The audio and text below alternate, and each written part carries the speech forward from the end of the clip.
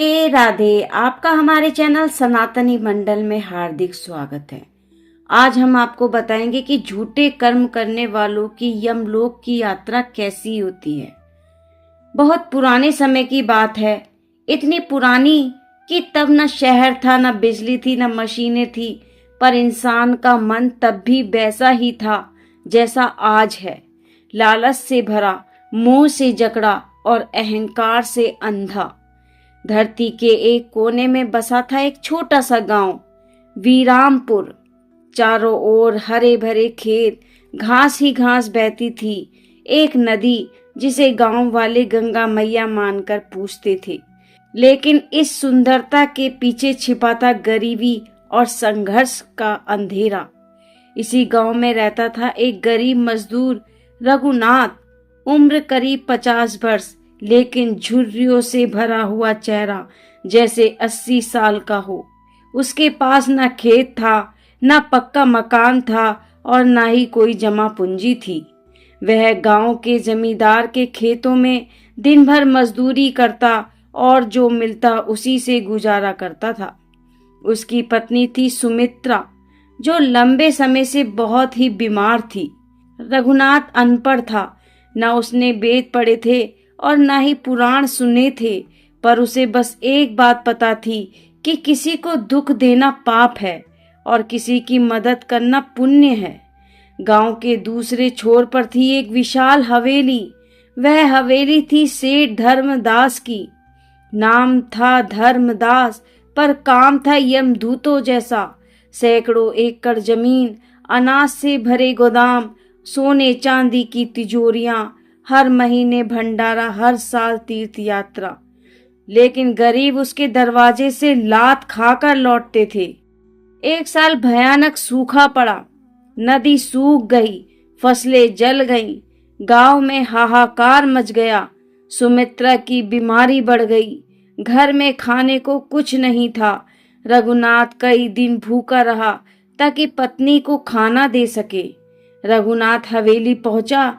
रघुनाथ बहुत ही कांपती हुई आवाज में कहता है, मालिक, मेरी घरवाली मर रही है, थोड़ा अनाज उधार दे दो, मैं लौटा दूंगा। सेठ हंसता है और कहता है, औकात है लौटाने की, भाग यहाँ से भिखारी। उसी रात सुमित्रा ने दम तोड़ दिया। रघुनाथ अकेला रह गया। कुछ दिन बाद भूख और दुख से वह भी मर गया। उसी रात से धर्मदास को भी दिल का दौरा पड़ा। दोनों की आत्माएं शरीर से निकलती हैं। यमदूत आते हैं। यमदूत कहते हैं, चलो, यमलोक का मार्ग है। आग, कांटे, तपती जमीन। रघुनाथ शांत है। सेठ चिल्ला रहा है। यमराज सिंहासन पर बैठे हैं। चित्रगुप्त लेखा खोलते हैं। 20 मंदिर, 50 भंडारे, गाय दान, तीर्थ यात्रा, लेकिन गरीबों की जमीन छीनी, बड़ा सड़ा अनाज बांटा, रघुनाथ को लात मारी। कोई मंदिर नहीं, कोई दान नहीं, लेकिन भूखे कुत्ते को रोटी दी।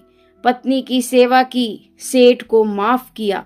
सोना चांदी एक तरफ, रघुनाथ की भावना दूसरी तरफ। भावना भारी पड़ती है। यमराज कहते हैं, अहंकार से दिया हुआ दान धूल समान होता है और प्रेम से दिया तिनका भी पहाड़ बन जाता है। सेठ धर्मदास नरक भेजा जाता है।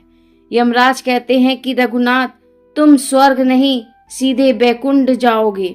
इस कथा का संदेश यही है कि भगवान सोने से नहीं, भाव से खुश होते हैं।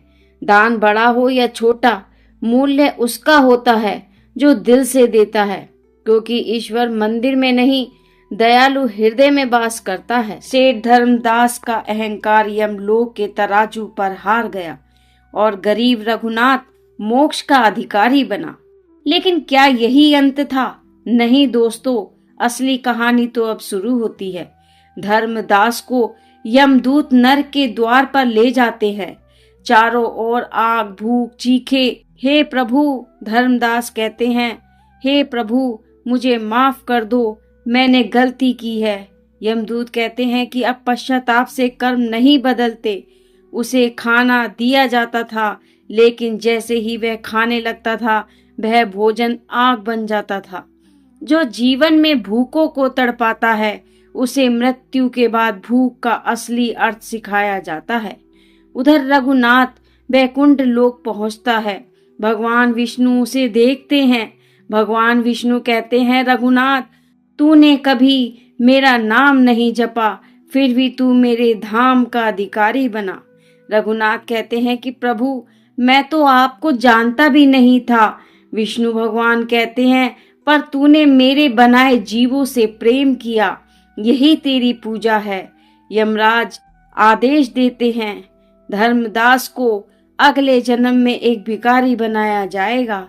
उसे वही भूख मिले जो उसने दूसरों को दी है। धर्मदास अब सड़क किनारे पड़ा एक अपंग भिखारी है। लोग उसे धक्का देते हैं, कोई सिक्का नहीं देता। वहीं गांव में रघुनाथ अब एक अमीर सेठ बनकर जन्म लेता है, लेकिन उसका स्वभाव वही रहता है। वह रोज गरीबों को खाना खिलाता है। एक दिन भिखारी धर्मदास रघुनाथ के दरवाजे पर आता है। भिखारी कहता है, मालिक, मैं भूखा हूँ। रघुनाथ उसे अपने हाथ से खाना देता है। भिखारी के मन में अचानक पुरानी स्मृति जागती है। भिखारी रोते हुए कहता है, मैं ही हूँ धर्मदास जिसने तुझे लात मारी थी। रघुनाथ मुस्कुराता है और कहता है, भूख में सब बराबर होते हैं भाई। देखा आपने दोस्तों, कर्म कभी नष्ट नहीं होते, वे रूप बदलते हैं। आज जो ऊपर है कल नीचे हो सकता है, और जो नीचे हैं वह ऊपर भी जा सकता है। इसलिए दान दिखावे के लिए मत करो, इंसानियत के लिए करो, क्योंकि यमलोक में पैसा नहीं चलता, वहां सिर्फ कर्म चलते हैं। सेठ धर्मदास अपने कर्मों के कारण भिखारी बनकर जन्मा और रघुनाथ एक अमीर लेकिन दयालु सेठ बन गया। लेकिन क्या धर्मदास अपने पापों से मुक्त हो पाया? क्या उसे अपनी गलती का पूरा पश्चाताप करने का मौका मिला? आज की कहानी यहीं से आगे बढ़ती है। सड़क किनारे फटे कपड़ों में लिपटा भिखारी बैठा है। धूप तेज है, पेट में आग जल रही है। हे भगवान, आज फिर मुझे कुछ नहीं मिला। लोग आते हैं, देखते हैं और आगे बढ़ जाते हैं। कुछ बच्चे पत्थर मारते हैं, कुछ लोग धक्का देकर भगा देते हैं। जिसने कभी गरीबों को दुत्कारा था, आज वही खुद दुत्कारा जा रहा था। रात को भिखारी एक पेड़ के नीचे लेट जाता है। अचानक उसे पुराने जन्म की झलक दिखती है। हवेली, सोने की तिजोरी और रघुनाथ को मारी हुई लात। हे प्रभु, मैं कितना अंधा था। मैंने इंसान को नहीं, अपने घमंड को पूजा। उधर रघुनाथ के गांव में एक छोटा सा आश्रम बना दिया था, जहां रोज भूखों को खाना मिलता, बीमारों को दवाई मिलती। उसके पास धन था, लेकिन दिल वही पुराना गरीब वाला था। एक दिन भिखारी लड़खड़ाता हुआ आश्रम के द्वार पर पहुंचा। सेवक कहता है, कौन हो तुम? भिखारी बोला, बस 2 रोटी चाहिए। सेवक उसे अंदर ले जाता है। रघुनाथ सामने आता है। दोनों की आंखें मिलती हैं।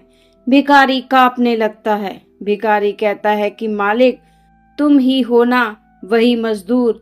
रघुनाथ कहता है, हाँ, मैं वही हूँ। भिखारी जमीन पर गिर पड़ता है और रोते हुए कहता है, मैं ही धर्मदास हूँ जिसने तुम्हें ठुकराया था, तुम्हारी पत्नी को मरने दिया था, मुझे माफ कर दो। रघुनाथ उसे उठाता है। रघुनाथ कहता है, जो हो गया वह बीत गया भाई। आज तुम भूखे हो, यही सच है, और भूखे को खाना देना मेरा धर्म है। भिखारी को पहली बार सुकून मिलता है। वह रोते हुए खाना खाता है। जिसे कभी अपने कर्मों पर गर्व था, आज वह अपने पापों पर शर्मिंदा था। कुछ समय बाद भिखारी धर्मदास बीमार पड़ जाता है। मृत्यु सैया पर रघुनाथ उसके पास बैठा है। धर्मदास कहते हैं, तुमने मुझे इंसान बना दिया, शायद यही मेरा अंतिम पुण्य है। धर्मदास की आत्मा शरीर छोड़ती है। यमदूत आते हैं। यमदूत कहते हैं, चलो, फैसले का समय है।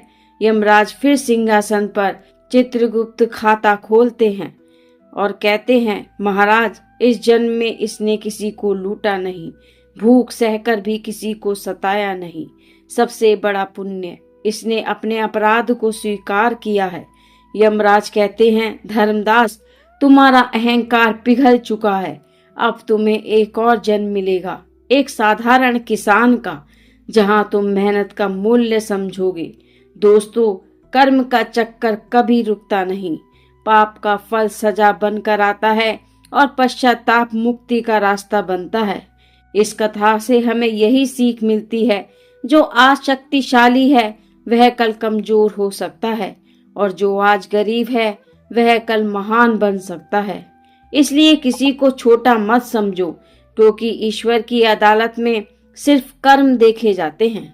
अगर आपको यह कहानी अच्छी लगी हो तो चैनल को लाइक करो, सब्सक्राइब करो और अपने दोस्तों के साथ शेयर करो, और कमेंट में लिखो राधे राधे।